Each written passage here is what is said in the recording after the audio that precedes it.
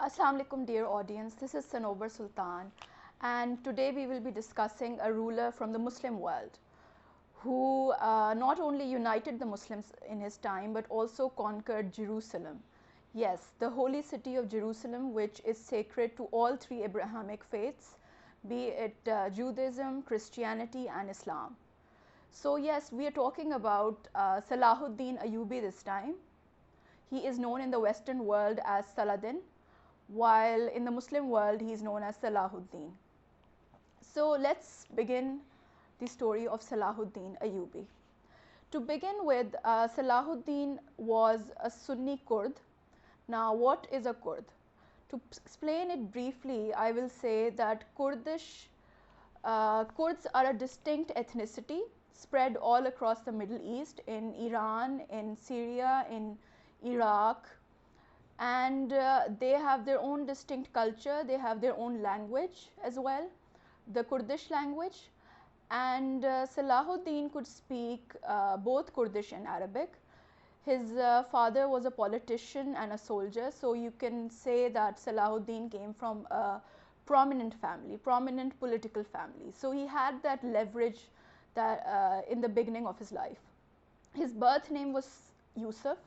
So Saladin is his title, which I will discuss later, that at what time did he name himself Salahuddin and what does it mean. So one of the main characters during his formative years is the ruler of Syria named as Nuruddin. Now Nuruddin had control over Egypt as well, and during his formative years Salahuddin was present in Egypt. He helped the ruler of at the time to come to power in Egypt, and once that ruler died of Egypt under the tutelage of Nuruddin, there was nobody else with that kind of leadership qualities apart from Salahuddin. Now Saladin became the governor of Egypt under the reign of Nuruddin himself. And what did he do? That he appointed his family members at important key positions, such as his father, his brother, as well as other people who he considered to be capable of the designated positions. Now Nuruddin, who was not in Egypt at the time, who was in Syria, suddenly becomes suspicious of motives of Saladin, that what are his political ambitions? Does he want to overtake him, overtake his rule, and how much further is he going to go? Because Saladin became quite famous in Egypt. Egypt became prosperous during his time.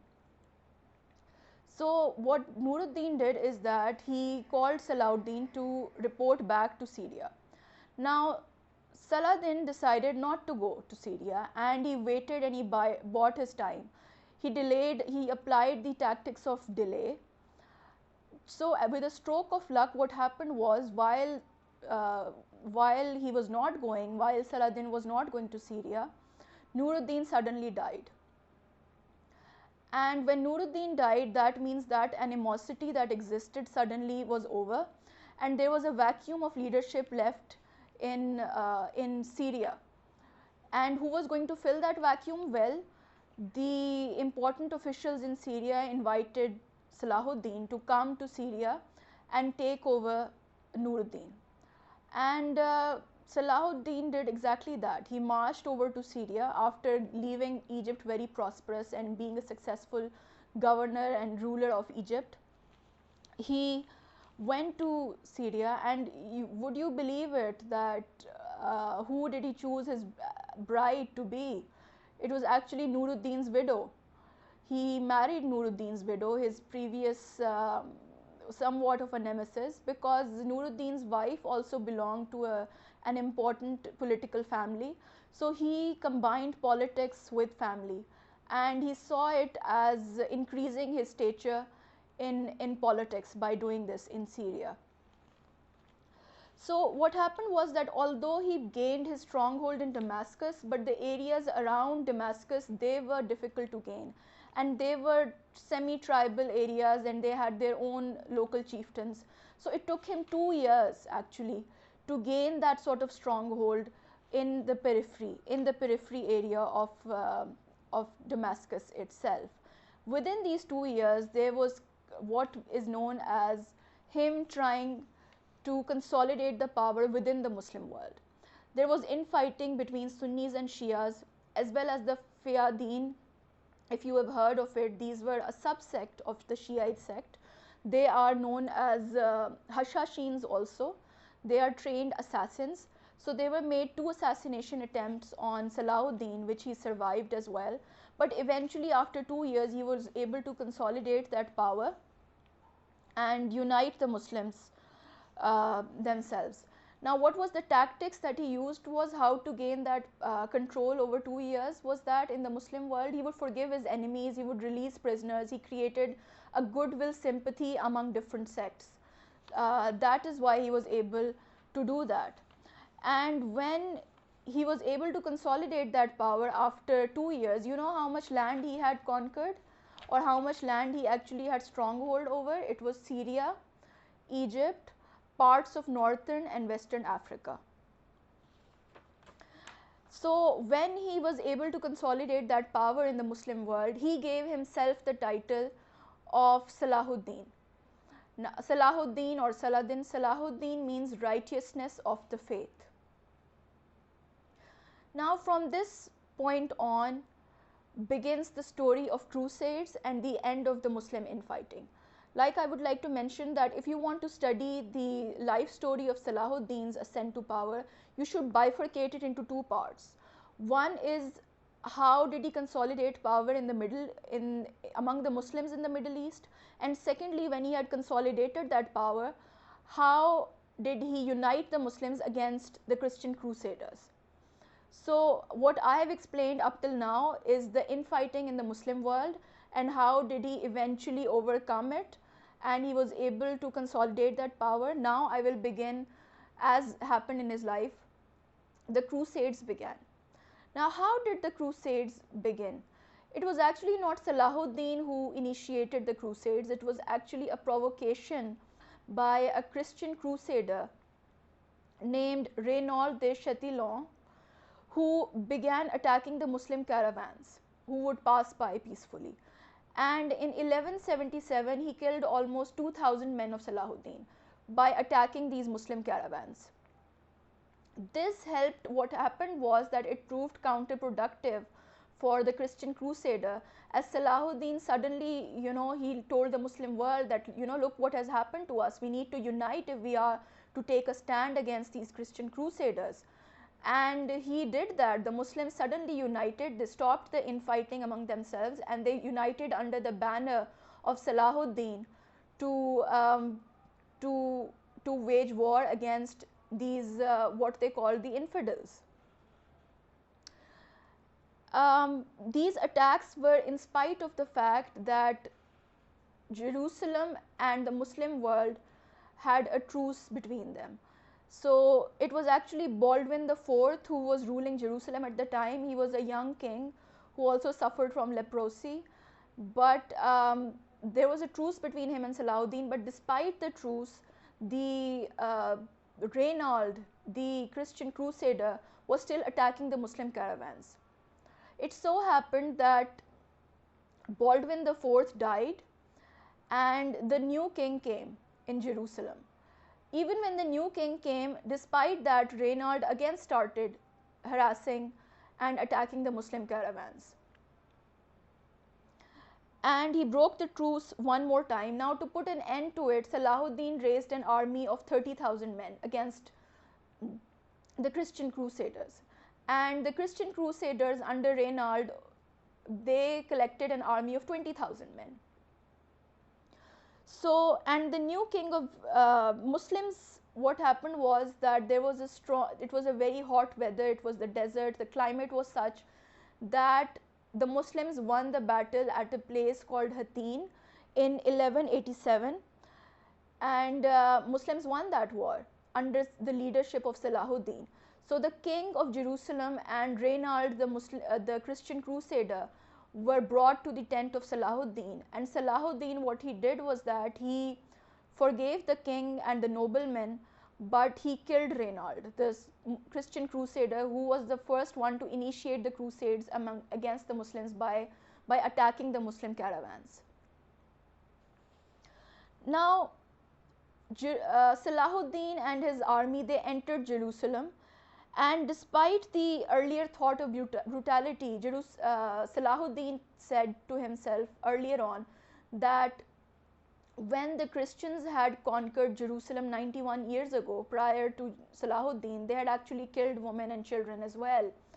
So Salahuddin at first thought that when he was going to enter Jerusalem, he was going to be very brutal and take revenge for that, what happened 91 years ago. But once he entered Jerusalem, he changed his mind and decided that he will forgive everybody. Not only will he forgive everybody, but he allowed the Christians that whoever wanted to leave Jerusalem can leave Jerusalem peacefully, but they have to pay a small price to the state. And when they will pay that price, then they will be able to leave peacefully from Jerusalem. Now, suddenly, Jerusalem is now under Muslim control. This was a big shock to the Western Christian world. They just couldn't believe it, that their holy city was now captured by this statesman, by this Muslim statesman. And how did he do that? And they wanted it back. The Western Christian world decided to unite against this maverick Salahuddin, and they started collecting donations for the war, for the Third Crusade, and they decided to unite under three kings. Number one, Richard the Lionheart of England. Secondly, Philip of France. And thirdly, the king of the Holy Roman Empire, Frederick I. These three versus Salahuddin. That was the plan that was hatched, that they were going to do. So the Christian Crusaders, the Third Crusade began. But what happened in this Third Crusade is that this battle dragged on for 3 years. There was no win on either side of the battle. The Third Crusade continued for 3 years, and eventually it became a stalemate. Stalemate meaning that neither party is winning. Neither party is losing, neither party is winning, and there are losses on both the sides, especially in a place called Jaffa, where neither party was willing to give up. So Salahuddin, and especially Richard the Lionheart, who himself is a very famous character in world political history, they decided that a truce should be signed between the Muslims and the Christians. At this point, there are legendary anecdotes that describe the mutual respect between Richard the Lionheart and Salahuddin. Salahuddin respected Richard the Lionheart, and Richard the Lionheart of England respected Salahuddin's leadership capabilities.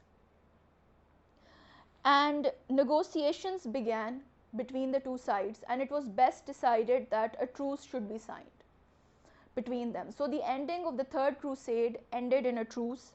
At the end of the truce, the Muslims continued to reign and control Jerusalem. So Jerusalem was still intact and in the Muslim world.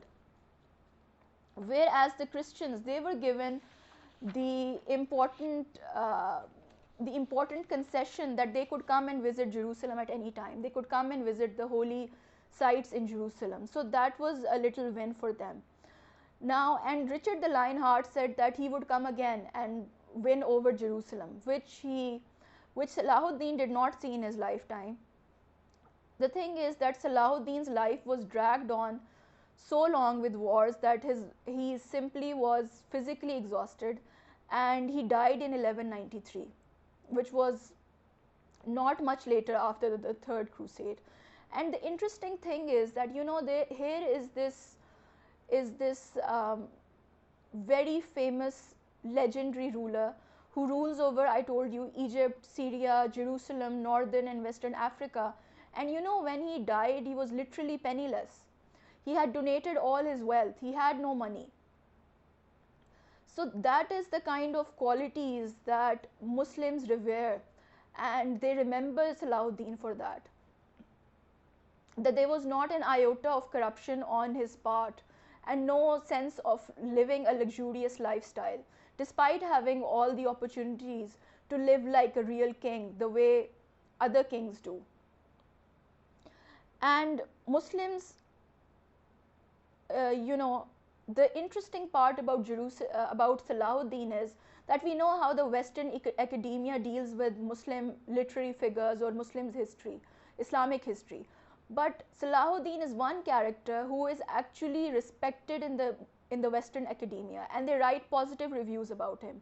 He is the Muslim history is seen not in a positive light always in the in the Western world, but Salahuddin is seen in a positive light. And I told you about the mutual respect between the King of England, Richard the Lionheart, and between Salahuddin Ayyubi. Now Ayyubi was actually his father's name, and after Salahuddin there was the birth of the Ayyubi dynasty, which continued for some time. Now, ladies and gentlemen, that is the end of the story of Salahuddin Ayyubi. But I would like to mention again, and as a recap, what you can see is that he was, you can say, lucky in many parts, especially with the case of Nuruddin. And there are two aspects of Salahuddin's life. One is the infighting between the Muslim world, and then how he consolidated power in the Muslim world.